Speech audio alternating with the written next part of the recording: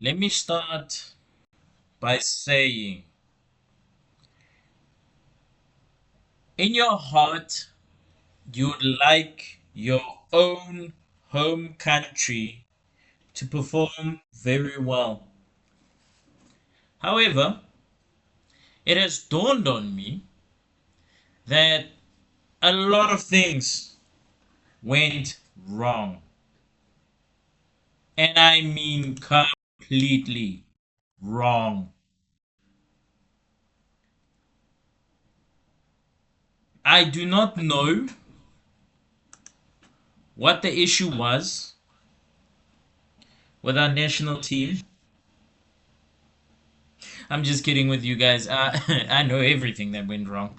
Uh, pff, you can pick your battles. I mean, firstly, we could look at everything. So, welcome back to the Rankan experience. But guys, I'm sorry, but it is too difficult to try and keep a straight face, especially after the hammering that South Africa got.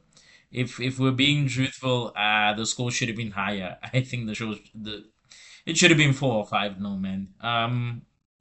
We can't really begin to fathom what was going on. So for me, I'm just gonna just look at everything and just break it down for you. So firstly, I know we have the stats here on screen. We'll get to that, but I want to start with the lineup.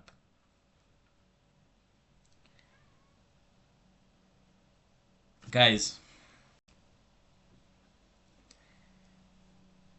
there was an expression by Zlatan Ibrahimovic. Now, Zlatan once said the following, and I think he said it about Pep Guardiola. He said, "You took a Ferrari and drove it like a Fiat." Now, there's nothing that is appealing that we see on the screen. And the first thing I would like to say is, congratulations to Mexico. You played the game very well. You played to your strengths.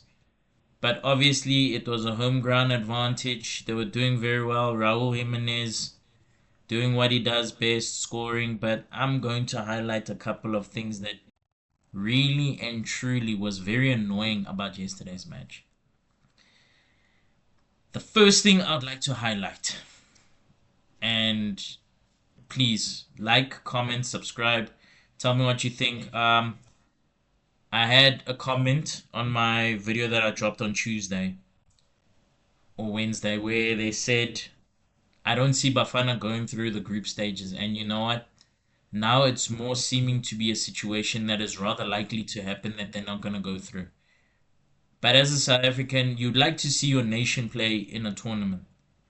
Then again, you've realized that all of the tournaments you have enjoyed is when your country is not playing in them. And that pressure just subsides. So, the first thing I'd like to look at is South Africa's selection. The Mexicans, I can't fault them. They did what they're supposed to, but Montiel got his red card, so he's out for the next game, which is against South Korea, but we'll see how they handle that. But I'm gonna comment on my home nation, South Africa. Here's the first thing I'd like to say. The ratings here on the screen are very kind. They are way too kind.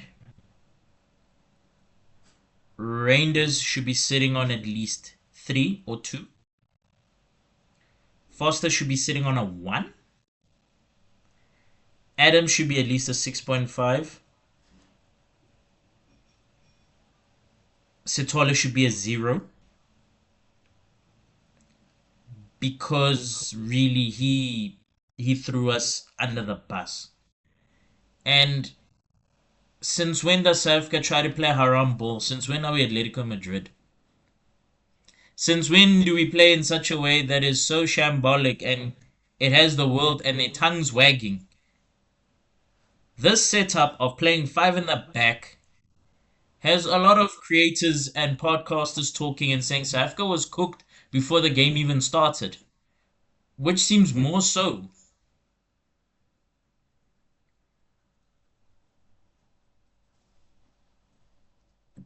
Williams should at least be a 7 because the amount of saves that he made kept us in the game.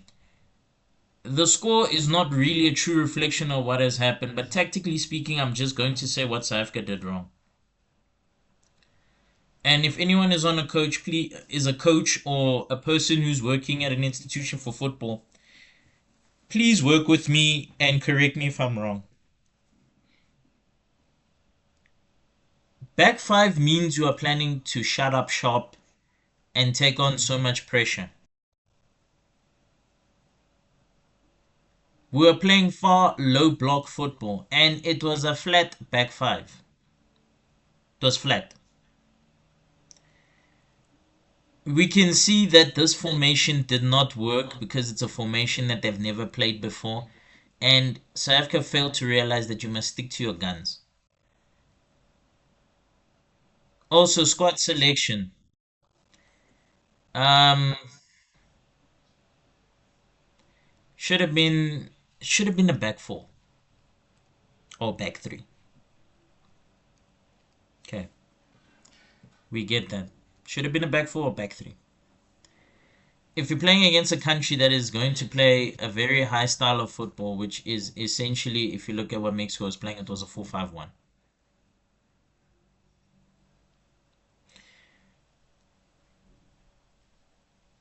Playing five in the back is too much pressure. And if you're going to play a formation like this where you don't have a creator in the middle, you are going to have problems. For everyone who has watched that game, you would realize that there was no creation whatsoever. It was always long balls. Then there was periods where it was short passes, short interchanges where they're heading towards the net, but that did nothing. Then you have people who are wasteful. Like, I'm going to say this. Starting Reinders and Foster was a bad idea. It's either one or the other. You don't play both. Adams put in a shift. He should have not been taken off. Because after he was taken off, there was no one in the middle who was pulling a shift with Mukwena. Sitole bundled everything in the first half and just started badly in the second half. We had pundits in the studio who told us that you have people on the bench, make the substitutions happen. They didn't do it. And I'd like us to look at the substitutions and who we had on the bench. The biggest mistake was starting Tambazwane on the bench, along with Oswin Apollos.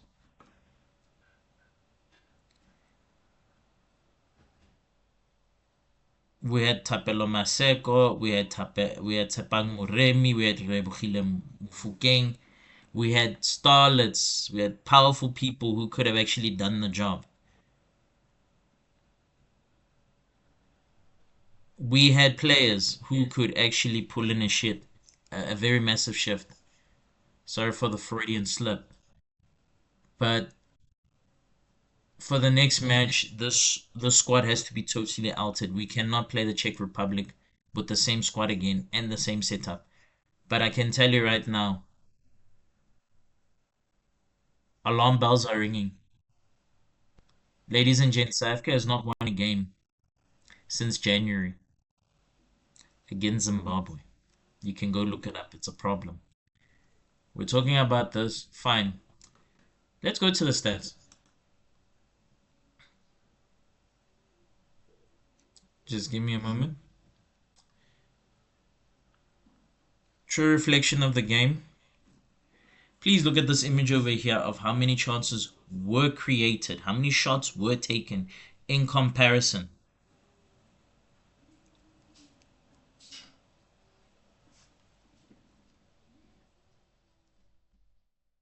It means 16 shots that Mexico took, 2 were scored. Check the touches in the opposition box. South Africa had no big chances. Mexico had 2. One being saved, the other hitting the post.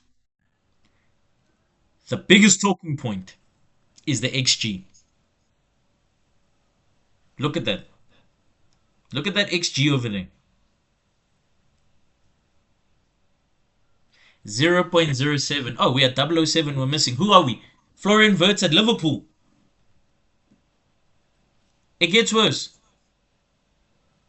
The only part that we dominate on this whole thing was the tackles, blocks, clearances. We don't even win in the duels, but more often than not, we won in the red card tag. That's where we won. Look at the passes that were completed. Look at the accuracy. And the bulk of our passes were in our own half. Check in comparison to the opposition half. Number of accurate crosses.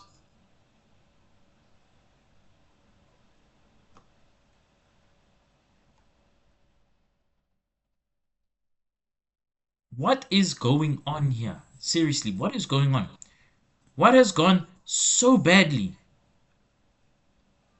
that we produce such disgusting results like this?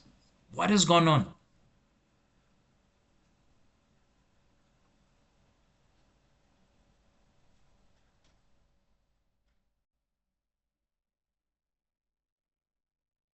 They have less than 6 days to fix this, but I don't think South Africa can fix this.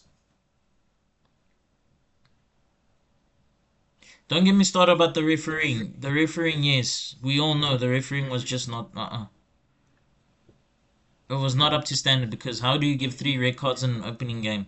We know something is fishy, but we're not going to look at that. What bugs me is the fact that we just did not create. We did not play our game. We were playing something completely foreign. We were playing something this disgusting. This is the second worst performance by Bafana Bafana since, and I quote, since France 1998, the opening game where the French beat us 3-0. This is the worst performance since Uruguay beat us 3-0 on June 16th in Bloemfontein in 2010. One has to ask, after being out of action for 16 years, you produce this.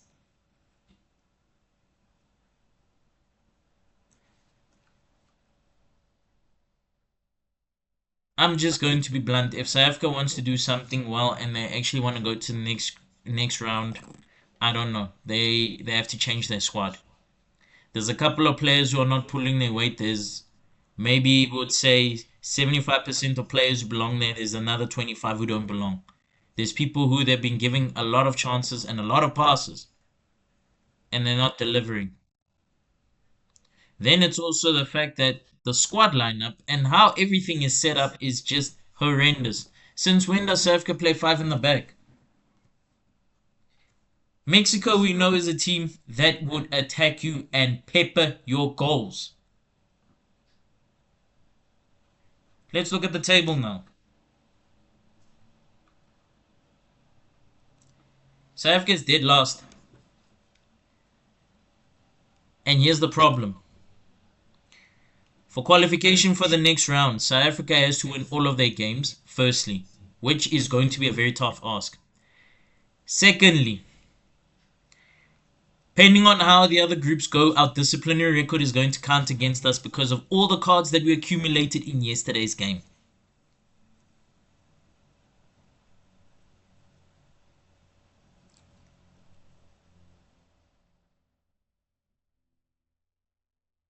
We have a negative goal difference of 2. We have no points. The next game against Czechia, they're basically saying, if you don't win, you're going home.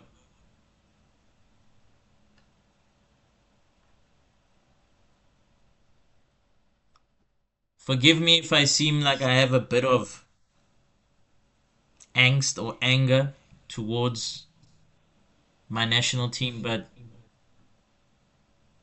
I'm going to say this. If we so much as lose the next game, can we please withdraw from the next World Cup qualifications? We are not deserving. we don't belong here? Can they start having a very great inquest into recruiting of players, specifically players who are selected for the national team? Because some of them, especially the person who cast us, we've never seen them play, but yet we hear that they're playing in Portugal. I would like to see someone new in Safa because it's clear that for the past 30 plus years, Safa has not been doing anything and we're not yielding the results. The men's team is forever giving excuses and lackluster performances, whereas the women's team has been producing and getting the results that they need. So now, if they don't bounce back from the next game, really, the next game says if you lose, you're out.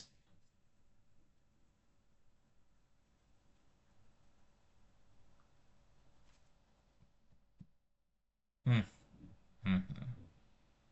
But it's not all doom and gloom. It's up to the boys to actually overturn this. But they're gonna need a prayer. They're gonna need a miracle. If they play against Czechia like this, we're gonna have issues.